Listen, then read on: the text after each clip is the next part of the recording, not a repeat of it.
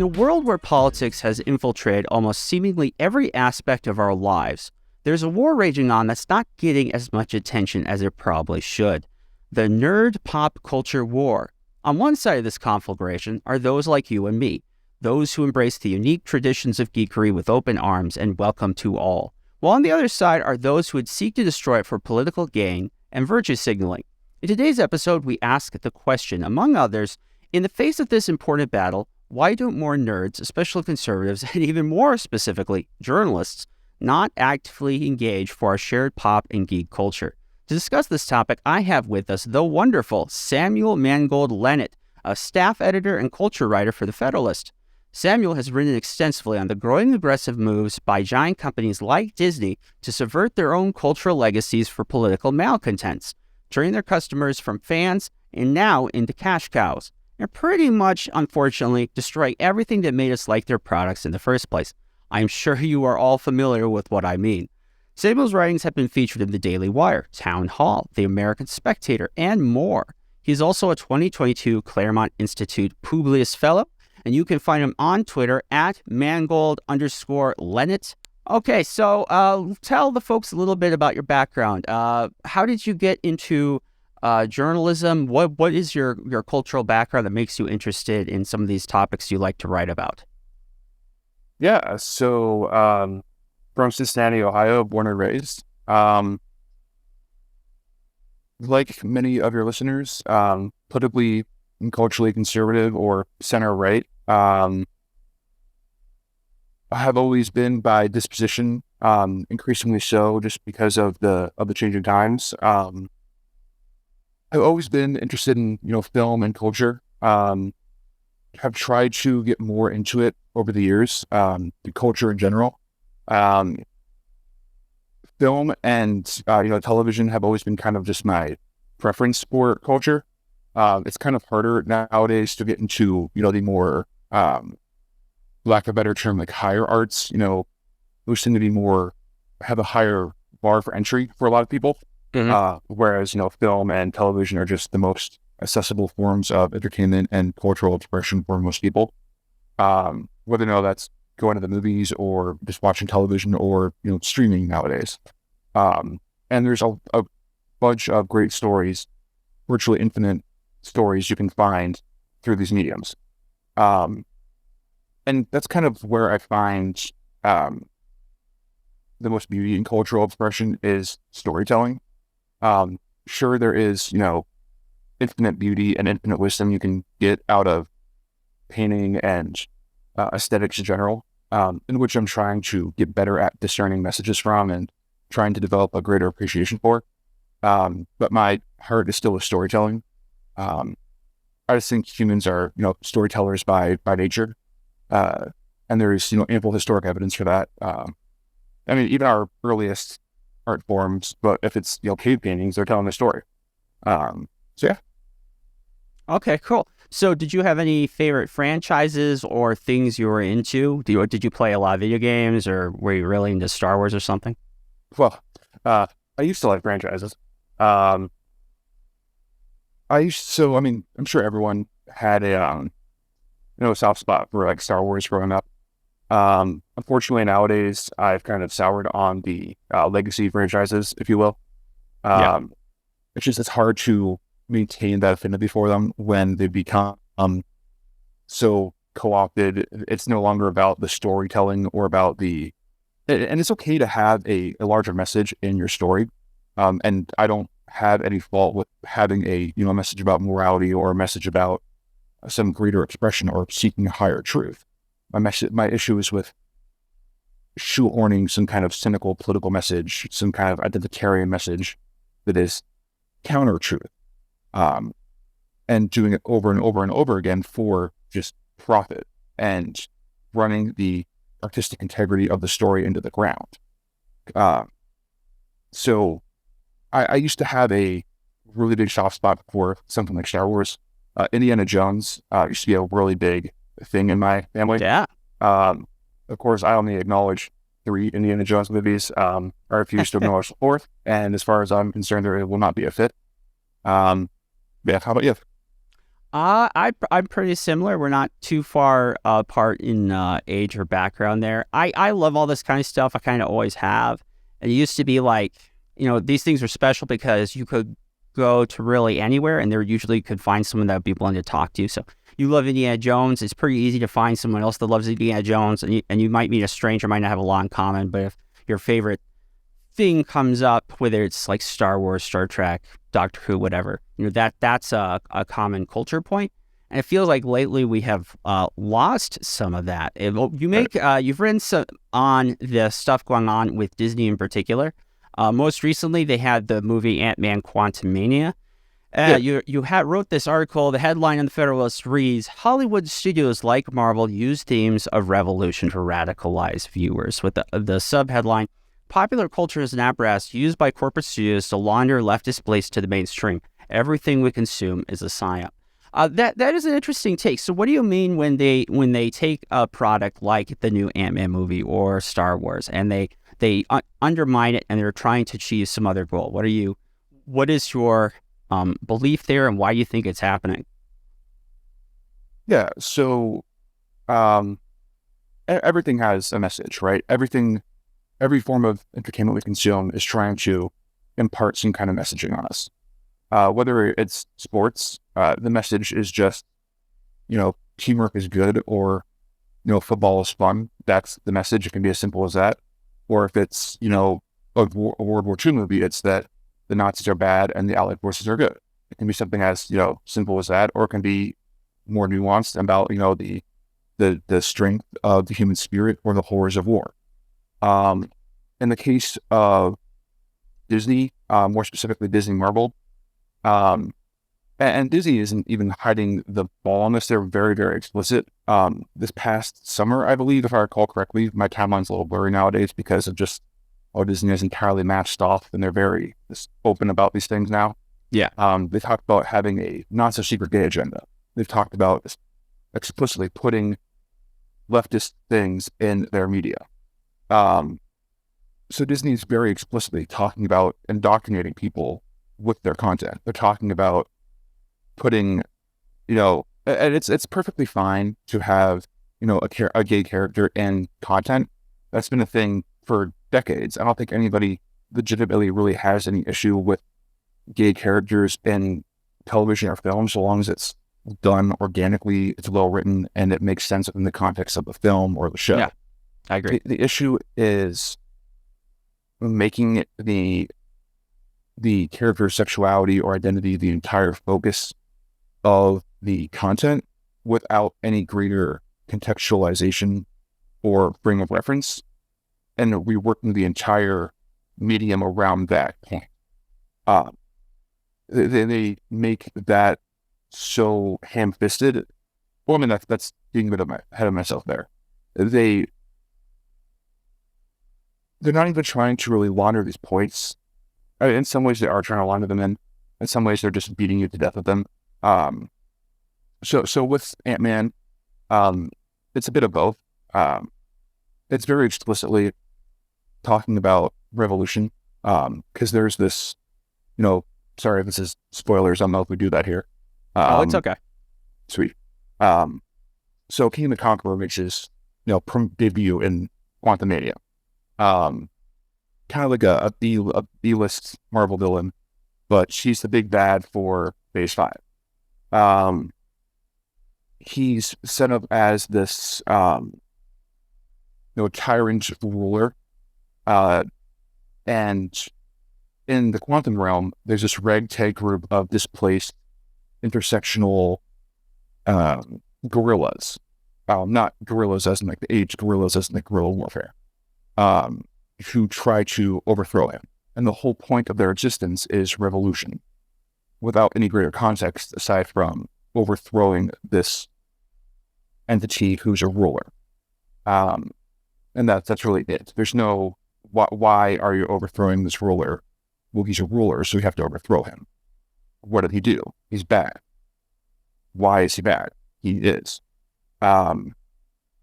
So they're very explicitly just talking about revolution for the sake of revolution's sake, without any like greater nuance there. Because as I mentioned in the piece, there are such things as, justified revolution, the American Revolution, or, World War II, resisting Nazis. Like, a properly ordered revolution or resistance is perfectly justifiable. But simply having perpetual themes of revolution is just for the sake of disruption. There is no greater purpose other than just chaos in that sense. Sorry, go ahead. No, I largely agree. I think the themes have become very hollow. If you look at even like where Star Wars came from, George Lucas, he clearly had lots of inspiration, both like philosophically, but film-wise. I mean, Akira Kurosawa's work is a huge influence on the Star Wars. And so it has that kind of like that deep well of philosophy and film and cultural history behind it. And it seems like with the stuff we're getting now, it's very hollow. Like, you're right, the new Ant-Man movie, a huge theme of it is about socialism and how come they're never doing enough, even though Ant-Man like saved the whole world. But sure. I guess that doesn't count for some reason. It just feels like once upon a time, you could see this. I know you've written some about this, the new Proud Family show, which came out this year, they came out with, just all kinds of crazy nonsense, including about reparations and Abraham Lincoln not freeing the slaves. And I mean, you name it, they did it. And take that and I look at where the property originally came from in the 2000s. You would have episodes talking about, Martin Luther King and why the value of working together, equality, treating people fairly. It was a fairly deep message. There was something they're really drawing from that had real meaning. And the stuff we get today, it's just, besides being like political and insulting, it's very shallow. Right. It's very kind of it's tokenizing. It's pointless. It doesn't respect the audience at all. It's just, here's something people are talking about online. Here's a cartoon of it. Yeah, and part of the thing is, there are just patterns there at this point. It's funny because Disney and these companies now and then still try to pretend this is not happening. Like today, they just announced a new Peter Pan live action project. Of course, Tinkerbell now is POC, which by itself, that's not a problem. They also have like in the new Star Wars show, they have Benny, who is I guess a trans character of some kind. And it's like, you're right, by these things by themselves, if they are handled well, that's not really too much of an issue. I may disagree, but as long as they're written well, you're like, okay, this is this author's, this creator's opinion, this is the message they're trying to tell, but there's something authentic here. While I may disagree, at least it's something to latch onto. With these things, there is this pattern where like, it's really impossible not to notice. And even though you can see it over and over again, it's like the new Little Mermaid movie.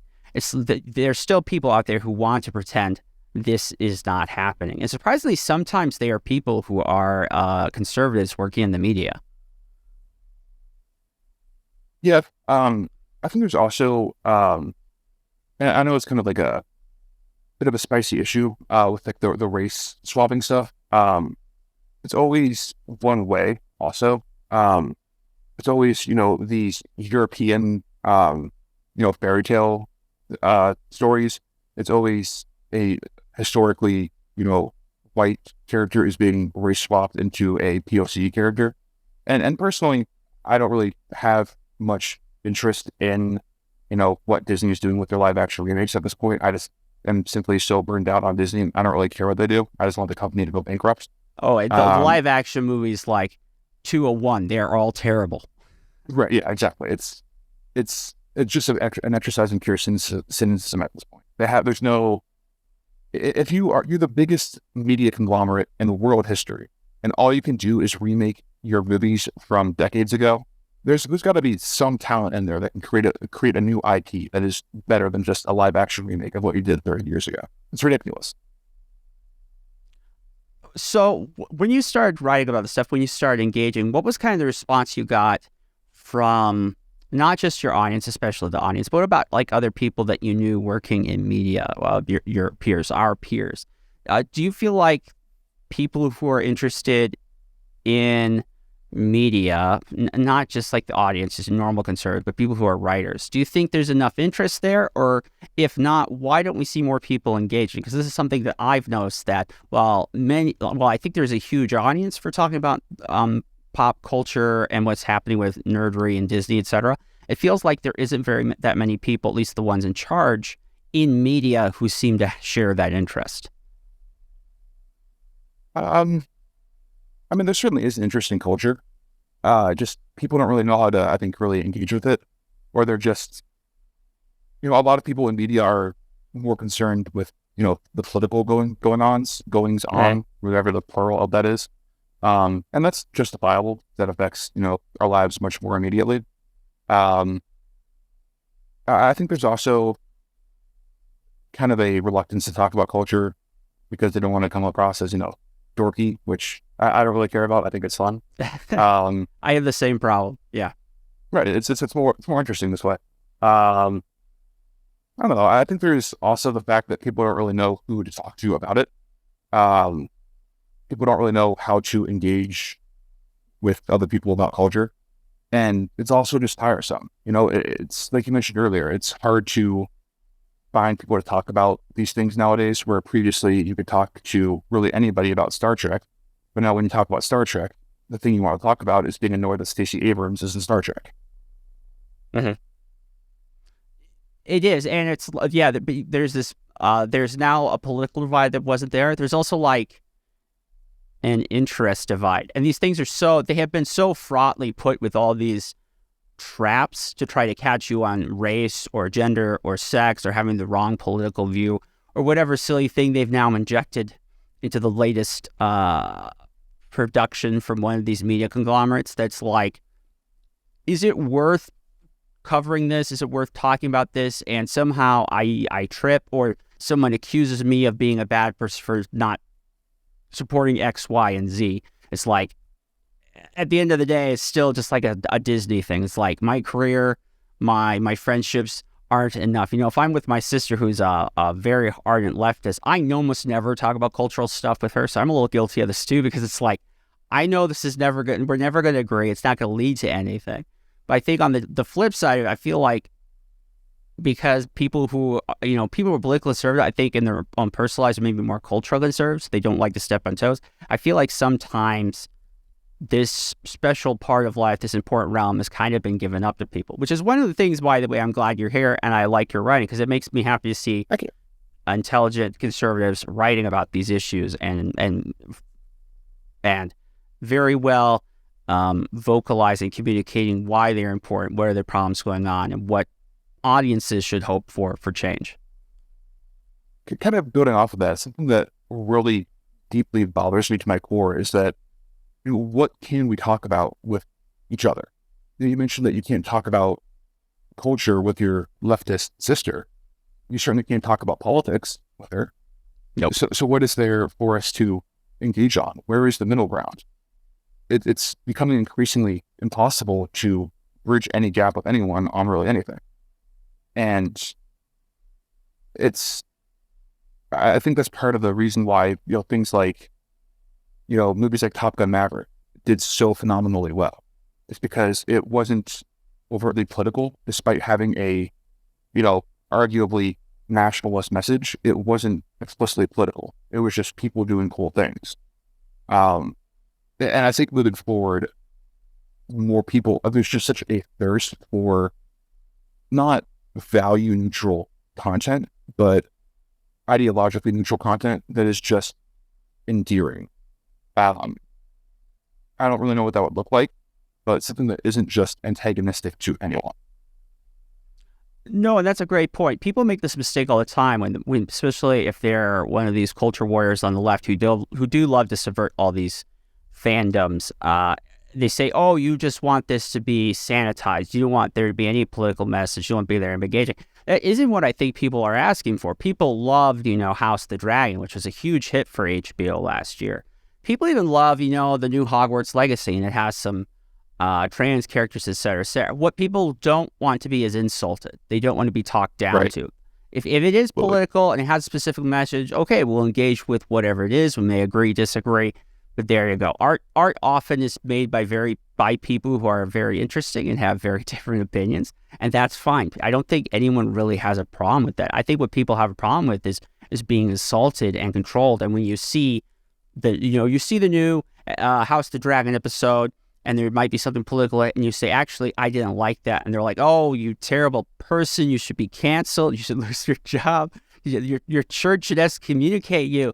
You should just be banned from society, all because you didn't like, the newest episode of the HBO Dragon show. Right. And to that point, it's what really is even the subversive message anymore. Every single point has already been subverted. That's, back in the day, like David Bowie was subversive because there were actually standards to be subverted. I think I forget exactly when the Grammys were, but a couple of weeks ago when the Grammys were on, there was Sam Smith doing the whole, performative Satanism thing. That's not subversive anymore. There is no anything left to subvert.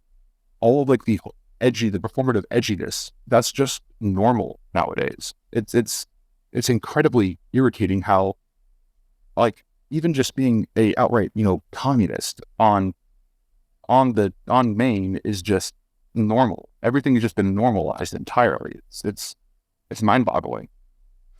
Yeah, and it seems like the media and many people still haven't learned this lesson that, subversion is okay, I guess, on occasion. The problem with subversion is once you have undermined your thing, it's hard to get back that confidence and legitimacy. It's like once you subverted Star Wars, it's hard for that thing to ever go back to being just normal Star Wars again. And even when they do make good attempts at that, like we could see with Andor, the audience reception really wasn't all that great because people do not want to give Disney for their Star Wars products the time of day. Exactly. Why do you think that is? And is there anything really that these companies could do to reverse that trend? I mean, personally, I can't speak to really other people's experiences. Although I think this might be a general consensus type thing. I just think Disney squandered all their goodwill. I saw that on the Andor did had positive reviews from, both critical and, I hate to use the Rotten Tomatoes verbiage, I'm going to try not to. It had good critical reception and good, real human being reception. Mm-hmm. But I didn't watch it, and I'm not going to watch it. I think the new Mandalorian season comes out tomorrow or next week or sometime soon. I'm just not going to watch it. Disney has squandered so much of their goodwill with me and so many other fans that they don't get another chance. And I think that in order to reestablish, a baseline normal, they have to, personally, I don't know if they can reestablish that, hey, we're the biggest media conglomerate in world history, and we weaponized ourselves against your values and the values that your family holds. Sorry. I don't know if they can, reestablish that. It's such a powerful conglomerate to turn itself against you. How do you regain some form of non-skepticism towards them? I don't know if you can. And to be fair, you can't consume entertainment without patronizing Disney in some way. Like if you stream, you probably use Hulu. If you go to the movies, Disney owns so many small studios or has stakes in so many small studios or sound studios or production companies. You're going to be giving them money in some capacity. It's basically impossible not to patronize them. But you don't have to be happy about it, and you don't have to knowingly endorse their flagship companies. Mm-hmm. I'm sure that was kind of word vomiting. No, that's fine. I think if they aren't willing to engage with you positively and create content in good spirit, I don't think there's no rule that says you have to watch Star Wars. There's no rule that says you have to watch the next entry in the MCU. Like they have to earn your vote. It's not the other way around. I mean, that might be. I'm hoping these companies learn that. But I look at what's happening with Disney in Florida. I'm just like, I don't know how much more punishment you need, Mickey, here for you to learn this lesson. But well, like it was like the MCU, and it's agreed to the MCU is for some reason more and more explicitly ideological than Star Wars is, specifically with Disney. But like think of She-Hulk, like that was militantly ideological. It's wild how aggressively they overplay their hand. And um, it's NBC who owns Star Trek, correct? CBS. Yeah, CBS Viacom. Right, Viacom. I don't know. I think until these companies really start feeling the pain in some existential way, which Disney arguably has because they fired Bob Chapek and brought back Bob Iger. Until they really start existentially feeling the pain, I don't think there's going to be a return to the baseline.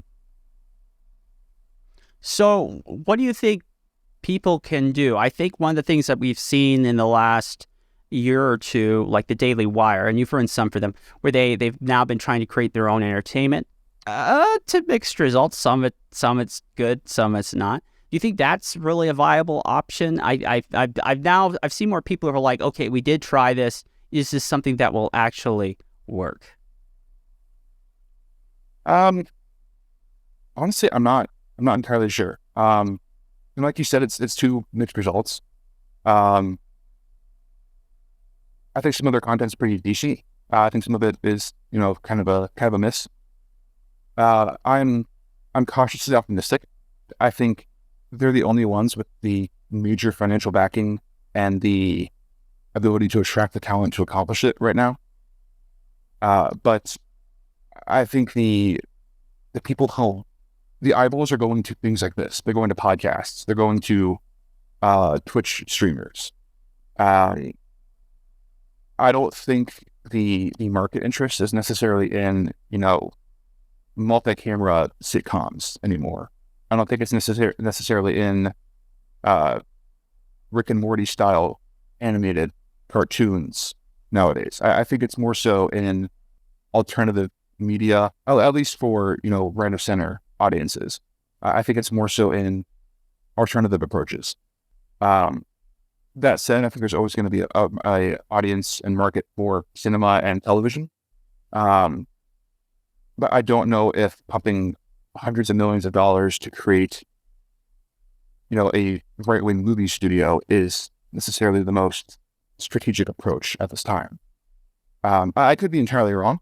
And hopefully someone creates billions of dollars in capital doing so. But I'm not, I would love to see, a return to like the Charlton Heston 10 Commandments era.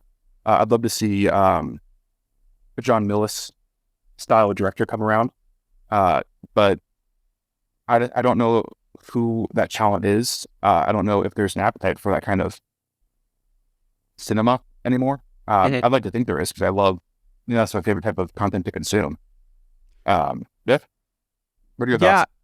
No, the few times I've had the chance to talk to someone that's part of the funding class, the general message is given is that for these cultural products, these dollars that these billionaires and millionaires are willing to give, that is also competing with all the political fundraising, with all the media fundraising. It's competing with everything else.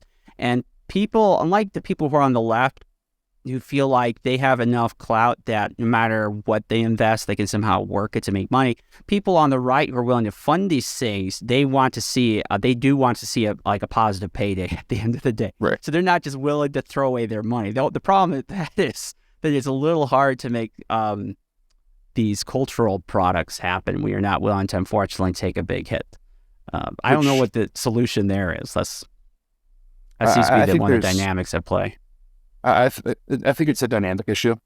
It's certainly an ideological issue. Like the left is happy with anything that kind of tangentially gets into their goal ideologically at the end of the day. Even if they take a financial hit, they're fine with that.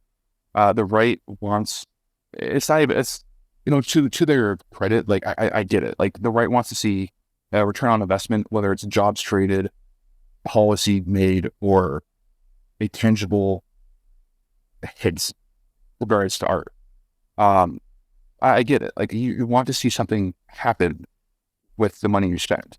And the right is also far more ideologically diverse than the left is. The left moves as a monolith. The right is, there's libertarians, there's nat-cons, there's neocons, there's far more diversity ideologically on the right.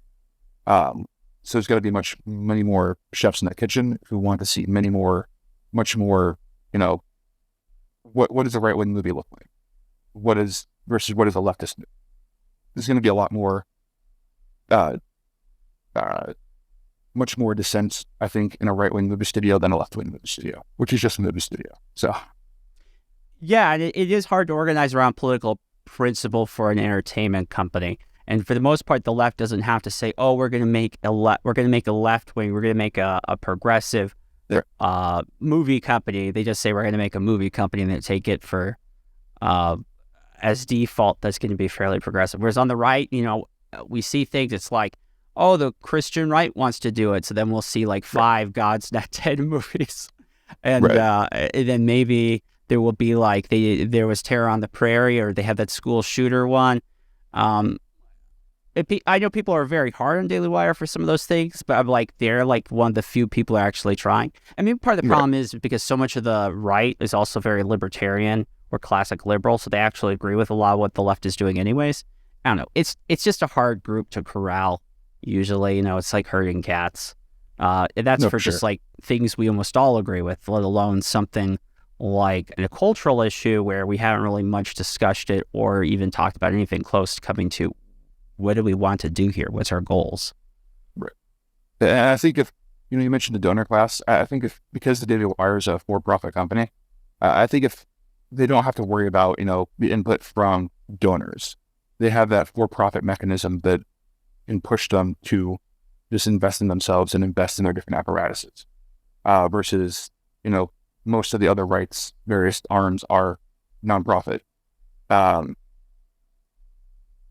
which I don't really know enough about the various structures to have much of an educated stance on that, but I think the for-profit system probably is how you need to craft a studio. So, yeah, not a lot of think tanks making movies. No. Well, not yet. There could be one of these days. I don't know. Coming soon from Cato. Yeah. That might be fun. Okay, so that's kind of a lot on the negatives. What are some positive changes you are seeing? Because there have been positive changes in the last few years, movements, whether it's small things like, and we've covered this a lot on the show, the independent self-funded comics or small crowdfunding projects and games of TV. There are positive things happening. What are the positive things you're noticing, and why do you think they are happening or working now and they didn't really before? Positive things. I think, noticing a lot of like positive growth in comedy, I think, and not necessarily just like stand-up stuff. Like right now, the satire, I think, is really thriving online. And the Babylon Bees in their stride, but also just posters online. People who create these massive accounts that are just anonymous gags, essentially. I forget the name of it, but there was this person, obviously it's anonymous, I don't know who did it, but it was meant to be like this fat, positive woman doctor who's like being morbidly obese is healthy, it's positive. There's people who, it's all meant to bait people into, believing things and make them angry, like Nick Adams, for instance. It's a great, it isn't necessarily constructive culture, but it's funny. Doesn't really add anything to the grand scheme of Western civilization, but it's engaging and it gives people something to do while they're bored at work. So I think that's a positive. It breaks the, the mundane up. I gives people a good chuckle. And I think that's entirely achieved just through social media, achieved through this weird sense of like post-irony we're at, where everything is just cloaked in 7 different layers of irony, then sincerity, then post-irony, then meta-irony. It's kind of bizarre. But it's not kind of bizarre, it's extremely bizarre. I think a lot of good things are going on with independent music right now. A lot of, specifically in the punk scene, I think a lot of independent artists are able to hit their stride without relying on the corporate studio system, which is kind of also fading away solely because of the internet. Granted, it's adapting, and it's been adapting ever since the internet has really, become the internet. But if you're an artist with a unique voice, you don't necessarily need to rely on corporate megastructures. You can make it on your own, solely because of internet ad revenue and internet subscription services. So yeah, I think those are some pretty large positives right now. Yeah, independent media is amazing. The growth of independent media, not just like the big ones like Joe Rogan, but like how many people are making a living using Patreon or Subscribestar. How many people have, maybe they don't have a big following on Twitter, but they do on locals. Just the number of people now who rely on independent sources of revenue, who make content for a smaller, more niche audience, and that's become viable, is an amazing thing. It is a huge improvement. It's not like something that really scales well for like the general population, but it is a big improvement. I think the other positive thing I think we've seen has a lot to do with like Twitter, just like that this one crazy billionaire guy bought it, and then so much got upended that came along with it. Right. It's just like, I guess if you are conservative, you are, I wouldn't say a nihilist, but you're heavily skeptical. They are not usually they're not usually silver line on the clouds kind of people. But sometimes I think people, even if they're very much on the left, in their own personal lives, they believe in things like, right? How many people have you heard that they were leftists and then they got through cancel culture and all of a sudden, oh, actually now I'm against this too. And I think that benefits conservatives. I think at the end of the day, and maybe that's because of my own political beliefs, that reality tends to go that way. But I don't know. It's even with all the changes, it's still a tough slog. Yeah, it's definitely an uphill battle. But that's life. Life is just one giant uphill battle until, I think it's Tolkien who said it's one defeat until the final victory. So there's a reason to be optimistic, I think. Yeah. How do you think the AI programs are coming out, like GPT programs, etc.? How do you think that affects all this? Well, like you said, conservatives tend to be very skeptical. I'm very, very leery of how AI can replace basic human function, especially with education. Google basically upended the entire research capacity of higher education. There's stories about medical practitioners relying entirely on search engines to diagnose people, which we don't know exactly how that has affected. We know it's affected treatment very negatively, but we don't have an exact number on how many people that's caused to die because of that, because their doctors don't really know how to diagnose them anymore. I don't see AI helping that problem at all. Potentially down the road, it could theoretically replace the need for a physician or something like that. But in the interim, I don't see it helping human education. In the short term, I see it being a great boon to like grade inflation, where people can just, for the calculus homework, just type in the problem and get the result. I could help with, writing sonnets in class, where you just type in, write me a sonnet about XYZ. But in the medium term, I think it's going to cause a lot of pain, where people just become incompetent because they became reliant on this technology. And I think it's going to replace, like there's this talk about, AI, artificial intelligence in use in lieu of truck drivers. They said the same thing about ATMs replacing bank tellers, and that never came to fruition. Whether or not that happens with truck drivers, I don't know. I'm just very, very skeptical. I am not optimistic about. I'm a bit of a Luddite to begin with, so I don't really like the fact that this is such a powerful technology it's such powerful technology with such great learning capacity that it can, basically has the intelligence of a 75-year-old man already. That freaks me out a lot. I hate the AI art stuff because I don't consider it art. I consider it, it's pretty to look at, but it's not. I think that something like the human soul is required for art. I believe that art is divinely inspired, whether it's music, cinema, poetry, prose, whatever it is, it needs the divine spark that is within the human soul to make. And artificial intelligence is artificial. Therefore, it is not art. So that's my 2 cents. What are your thoughts? My thoughts is I wonder how it's going to affect like the people who make culture, who work on it. So content creation, because it streamlines so much of it, but it's not just streamlining it. I've seen a lot of this, especially, in video game journalism. So the gamer news websites, they are having a lot of people who are basically just being replaced by Chat GPT. Right. Exactly. And it's like these roles are so slim, and because of how these sites treat their audience, YouTubers and, independent creators, those are kind of taking over who people look to as authoritative to talk about things like video games. And it's just like, I feel like this will be like the final thing that does them in. This is something I know you've written some, and others of the Federalist, is like, these programs come with these huge biases that I don't think most of us really understand that have been coded inside these programs. And that definitely is going to have some kind of impact, but I'm not totally sure.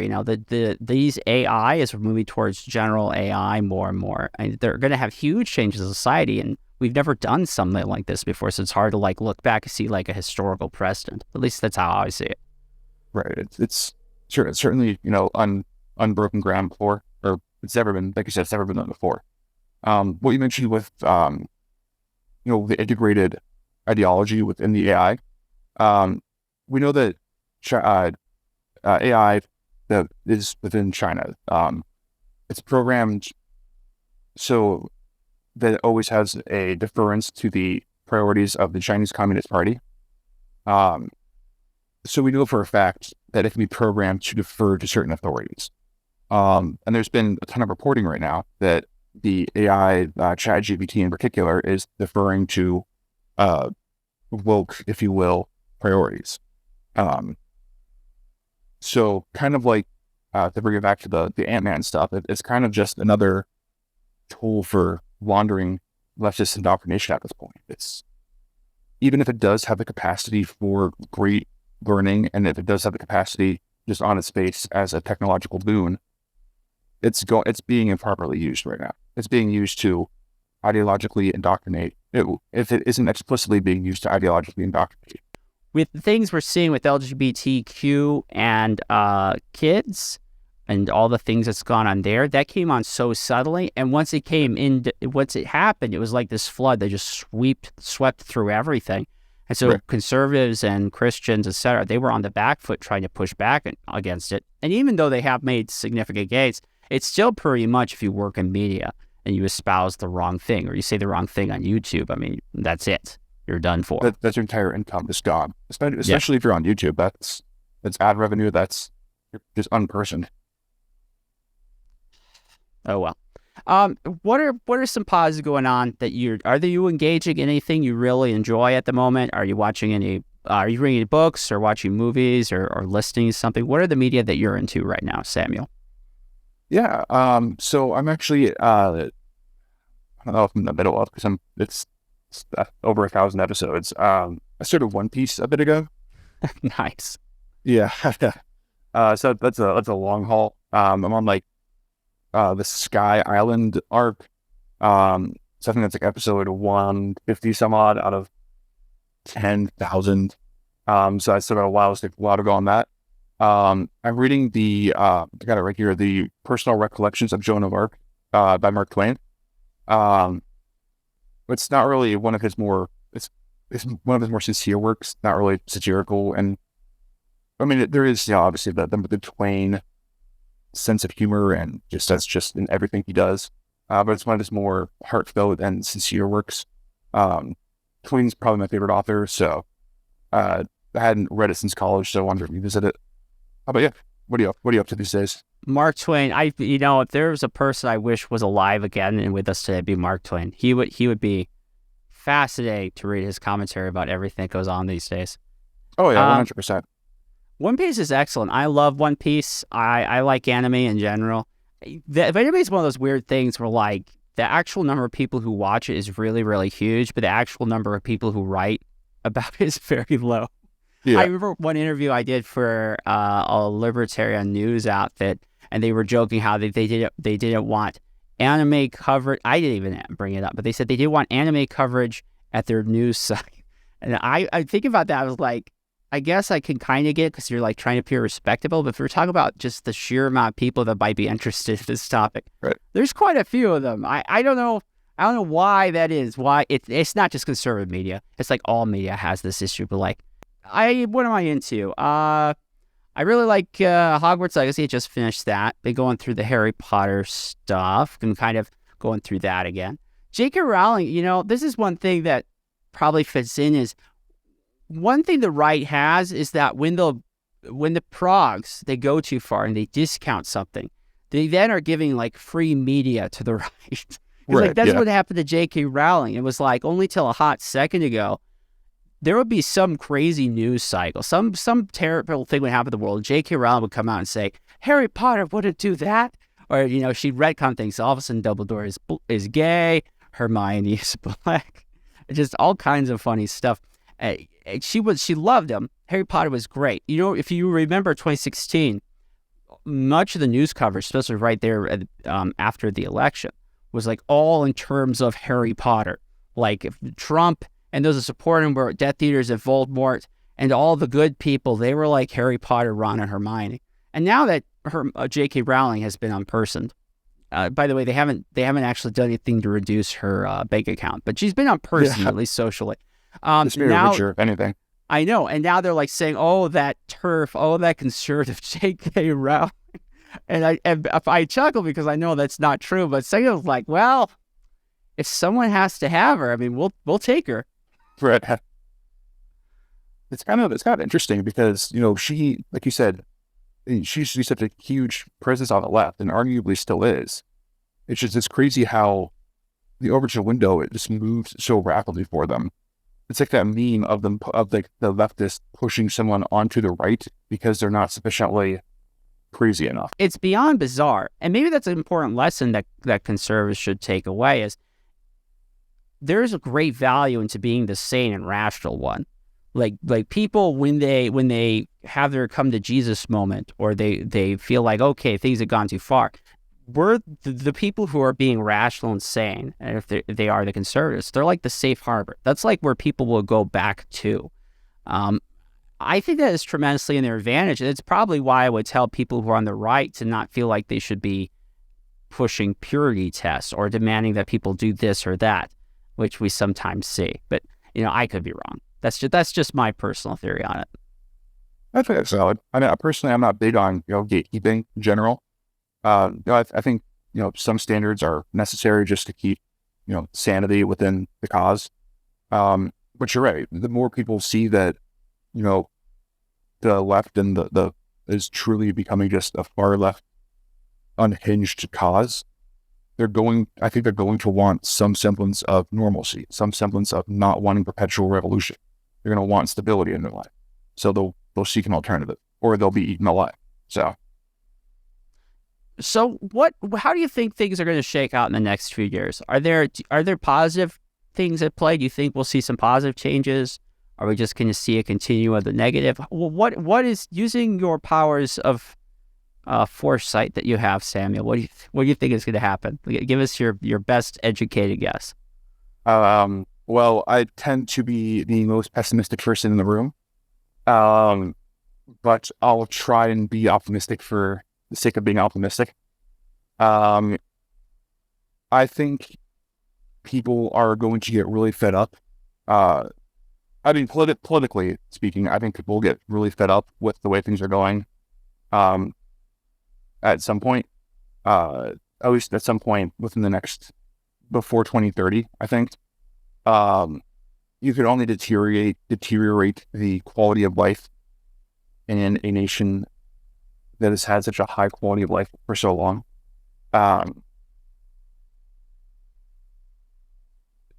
You could point to Venezuela as the counterexample, but Venezuela does not have the history of does not have the cultural history of America.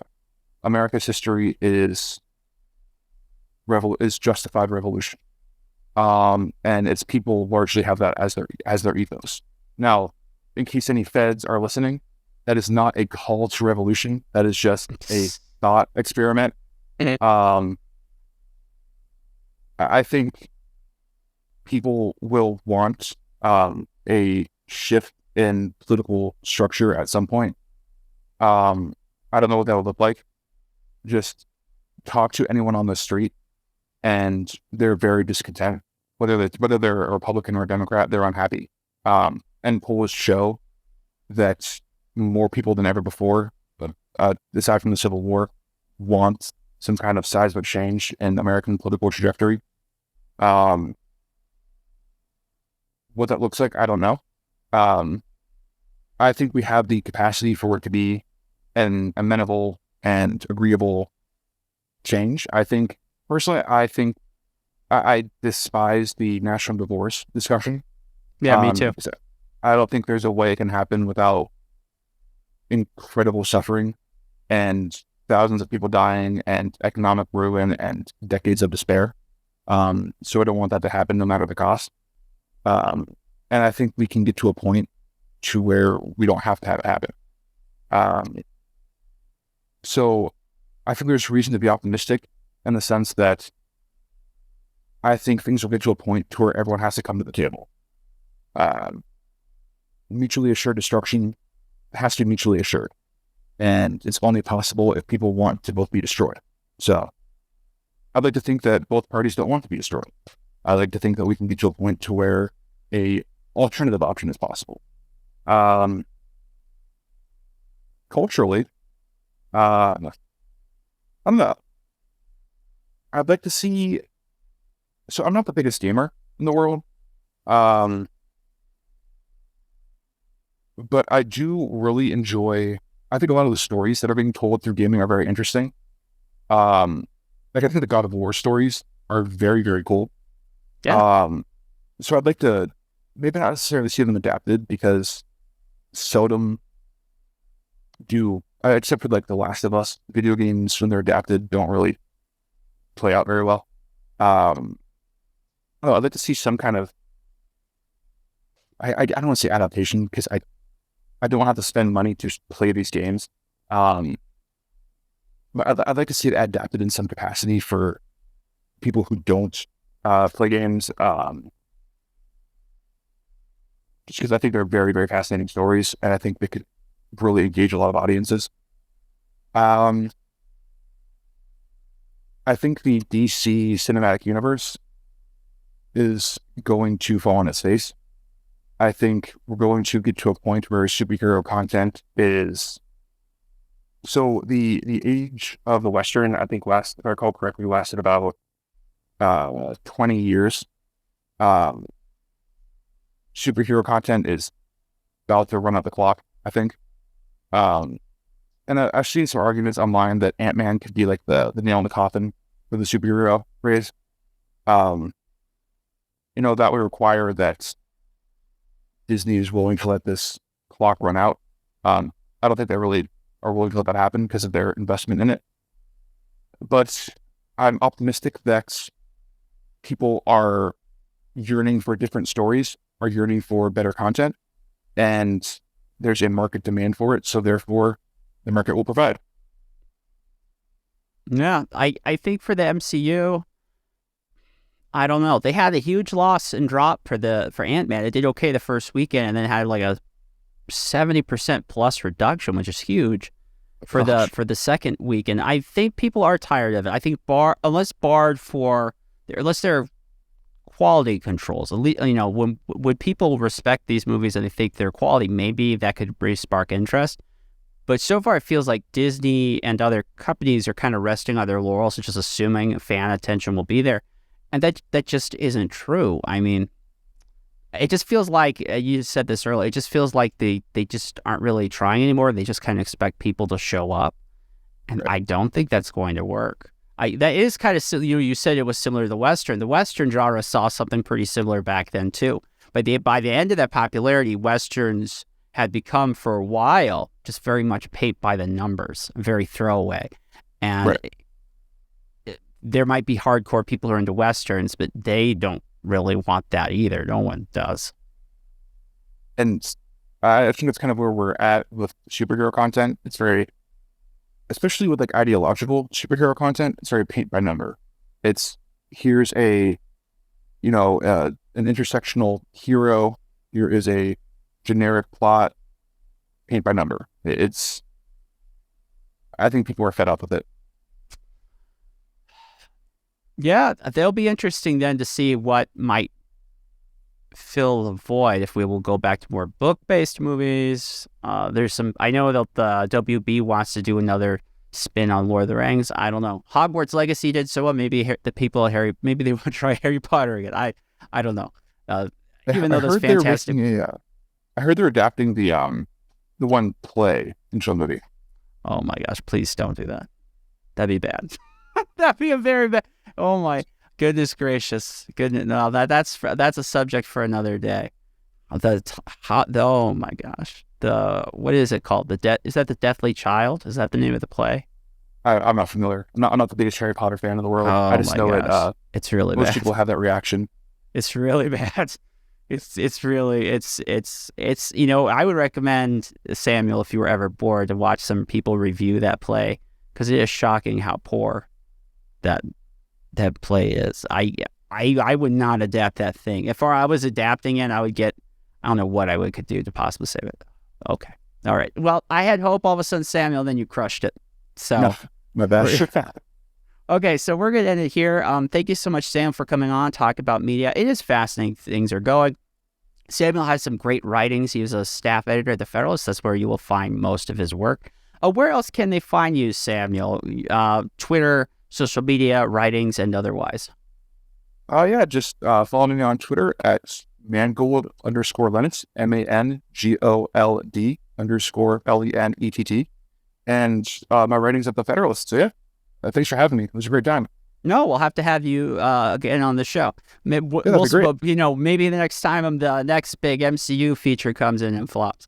All right, guys. Well, this has been a lot of fun. Thank you so much, Samuel, for coming on the show. Until next time, my friends, keep geeking out.